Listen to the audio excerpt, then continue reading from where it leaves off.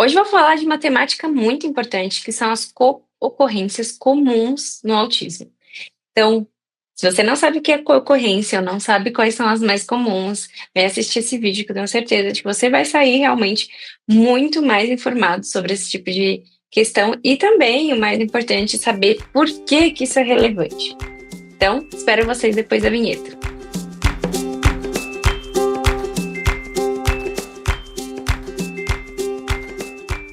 Co-ocorrências comuns no transtorno do espectro autista. O que são co-ocorrências e por que isso é tão relevante? Bom, primeiro, se você gosta dos nossos vídeos aqui no YouTube, não esqueça de curtir e compartilhar, porque isso ajuda a gente a se manter aqui no canal no YouTube. Vamos continuar aqui entendendo o que são de fato essas co-ocorrências.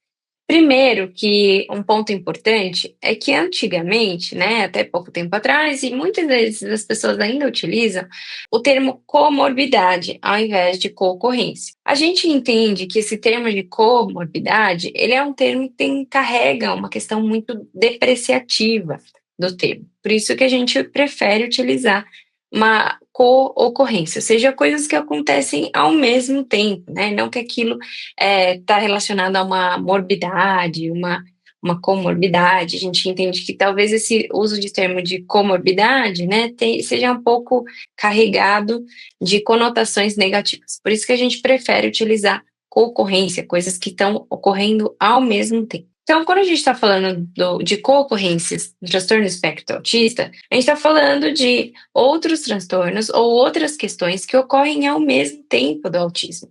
E às vezes é difícil da gente identificar ou até tratar, porque se a gente considera aquilo só como puramente autismo, a gente não consegue entender como lidar, ou às vezes aquele tratamento não flui da mesma forma como ele fluiria se a gente estivesse trabalhando somente com um indivíduo que tivesse somente o autismo. Ou às vezes o próprio autismo não explica aquilo, né? Então a gente fica, ué, mas eu não estou entendendo por que isso está acontecendo, porque o autismo em si não justifica essa situação aqui, né, essa característica que eu estou observando. Então vamos começar falando um pouquinho sobre o que são essas comorbidades e como que a gente pode identificar, né, que elas acontecem. Então a primeira comorbidade muito comum é o TDAH, transtorno de déficit de atenção e hiperatividade. Tá? Esse transtorno ele é muito prevalente, a exata taxa, vou pegar aqui para não falar bobeira para vocês, é de 28%, ou seja, tem muitos pacientes autistas, né, 28% dos pacientes autistas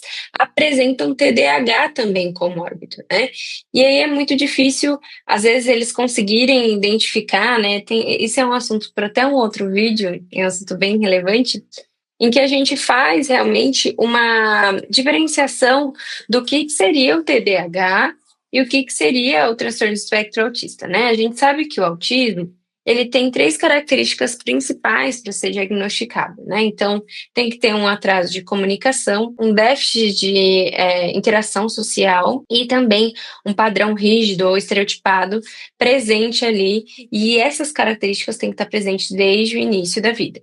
Então, mesmo que a pessoa descubra isso na vida adulta, né, e tem acontecido muito isso, diagnóstico tardio, né, então pessoas que estão descobrindo isso na vida adulta, isso tem que estar presente desde o início da vida dessas pessoas, né, então elas têm que falar assim, eu tenho essas características agora, mas olhando lá para o passado, quando eu era criança, eu também já tinha essas características. Então, não é uma coisa que surgiu nesse momento, é uma coisa que é transversal, né, para a vida toda. E ocorre desde a primeira infância ali. E às vezes os informantes são os próprios pais, né? Então os pais falam, você realmente tinha esses aspectos, né? Tinha essas questões relevantes. Então, uma primeira comorbidade é ter transtorno de déficit de atenção e hiperatividade, que também, em algum certo grau, traz uma dificuldade de interação social, tá? Então, o próprio TDAH, né, ele pode trazer uma dificuldade de interação social justamente por essa dificuldade de focar. Tem uma questão de hiperfoco também no TDAH que é relevante.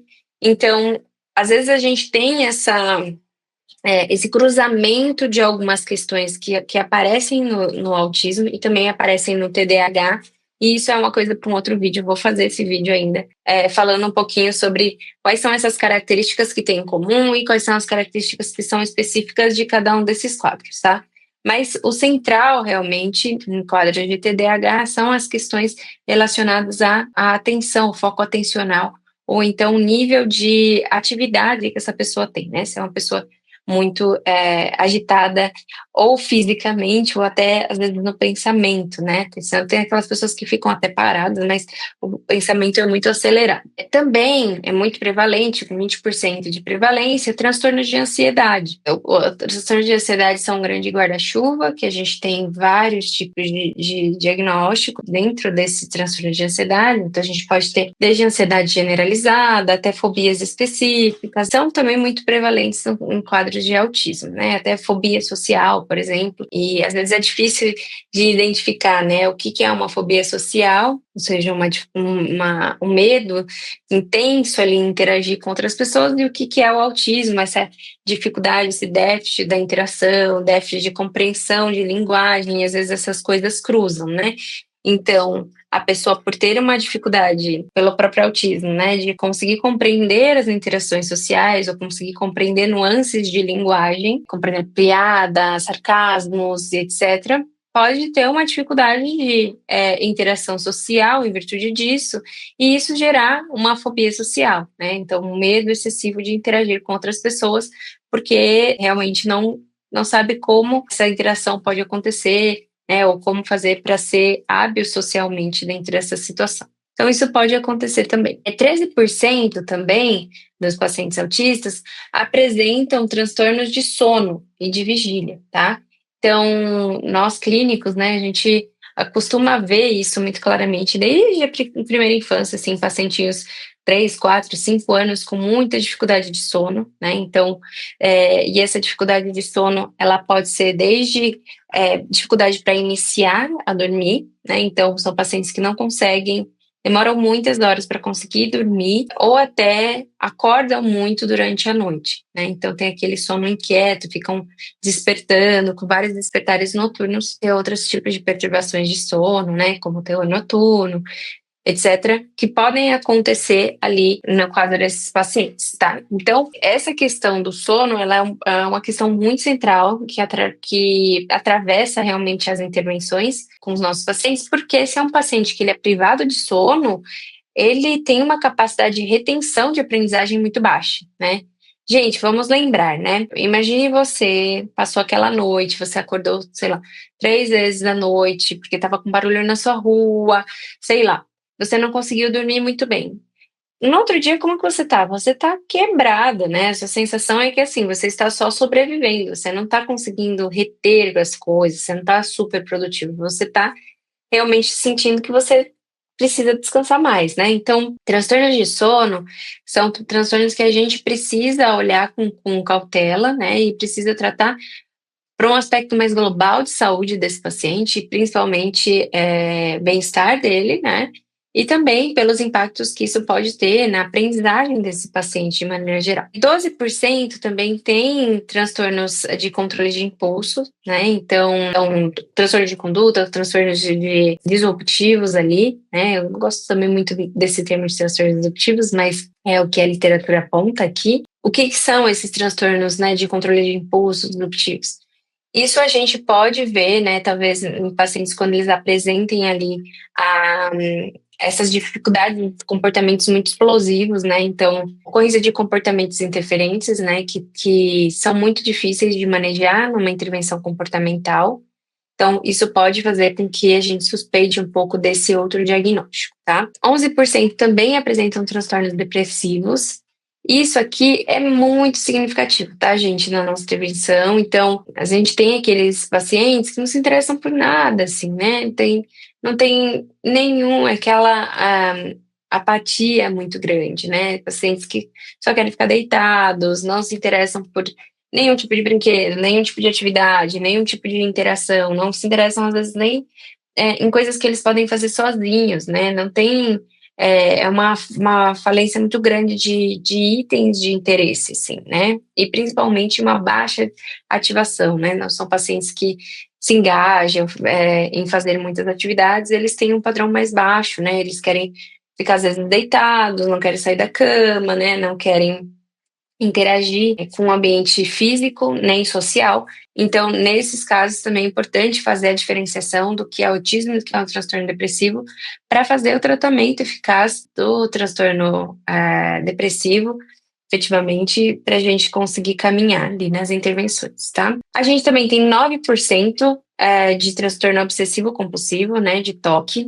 O TOC ele pode ser caracterizado, e aí essa é uma pergunta interessante, né? Há algum tempo eu lembro que me fizeram essa pergunta de qual que era a diferença entre o TEA e o TOC, em termos dos padrões, né, rígidos a serem obedecidos, né? E a grande diferença que a literatura traz é que o TOC ele tem um padrão egodistônico, né? Então, o que é esse egodistônico? A pessoa entende aquilo como algo ruim, né, no TOC. Então, nossa, para eu sair de casa, eu tenho que lavar a mão 15 vezes. Se não for exatamente 15 vezes, eu não consigo sair de casa. Eu preciso voltar para casa, lavar de novo, reiniciar esse ritual de novo. Então, apesar de os dois terem padrões de rituais ali, né, padrões estabelecidos, no TEA isso é entendido como algo, sim, eu realmente preciso fazer isso é importante, tá. No TOC isso é visto como, nossa, isso me prejudica, isso é ruim, não era algo que eu queria fazer, mas eu realmente preciso fazer isso, eu tô preso a isso, né? Então, esse é o que diferencia entre ego distônico e ego sintônico, né? Então, num quadro ego sintônico, né, como no TEA, em relação a esses rituais, eles entendem que eles realmente precisam fazer isso, que isso é benéfico, que isso é importante, né? Então, isso está muito ligado a uma característica deles. Já no TOC, isso é entendido como algo que não deveria acontecer, que eles sentem mal em fazer, mas eles não conseguem sair disso. 5% também apresentam transtorno bipolar, né? E 4% transtorno do espectro da esquizofrenia, tá? Então, eu vou citar depois esse artigo aqui para vocês, para constar aqui na referência do vídeo, que foi feita essa revisão sistemática para encontrar ali essas co-ocorrências, e isso é importante, né, gente? Então, vocês percebem que ao trabalhar com autismo, a gente está trabalhando também com uma questão de saúde de maneira geral. Então, a gente pode ter outras questões que estão cursando aqui, né? Como vocês viram, pode estar cursando um TOC, um transtorno de ansiedade, um transtorno depressivo, um TDAH, e como que isso vai atravessar o tratamento e como é importante saber isso para garantir um tratamento melhor para os nossos pacientes. Uma compreensão melhor do caso faz com que a gente consiga intervir de maneira mais eficaz e promover um aprendizado maior e mais duradouro, tá? Então, eu espero que vocês tenham achado interessante esse vídeo aqui e tenham talvez conseguido pegar uns pontos importantes para atuar ali com seus pacientes. Vocês são pais e também viram esse vídeo, conseguiria identificar, talvez, meu filho realmente tem uma questão de sono, tem uma questão com rituais ali que eu acho significativa, ele se sente mal de fazer esses rituais, talvez seja legal ver essas possibilidades de concorrência. Um psiquiatra é um profissional que faz esses diagnósticos diferenciais aí, e que podem ajudar muito ali, no caso, para fazer esses tratamentos em paralelo, são tão importantes para os nossos pacientes se desenvolverem. É isso, espero que vocês tenham gostado desse vídeo, até o próximo vídeo, uma outra temática, talvez até aquele vídeo do TDAH lá, se vocês quiserem, escreve aqui que eu faço, hein? Até mais, gente, prazer estar com vocês, tchau, tchau.